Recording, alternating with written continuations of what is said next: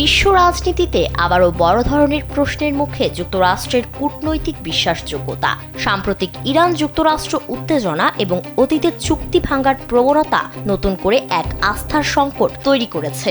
প্রশ্ন উঠেছে, আন্তর্জাতিক প্রতিশ্রুতি রক্ষায় ওয়াশিংটন কি এখন অনির্ভরযোগ্য এক নাম?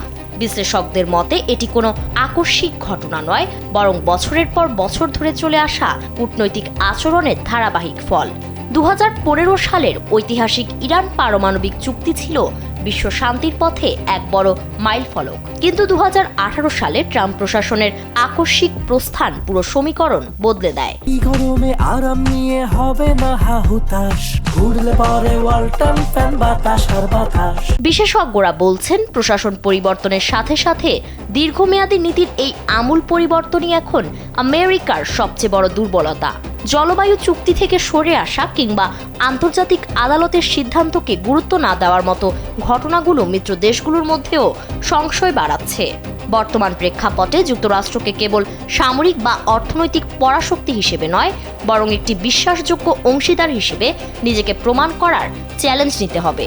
মনে রাখতে হবে, বিশ্বমঞ্চে একবার আস্থার দেয়াল ভেঙে গেলে তার মাসুল অনেক সময় ভয়াবহ সামরিক সংঘাতের চেয়েও বেশি হয়।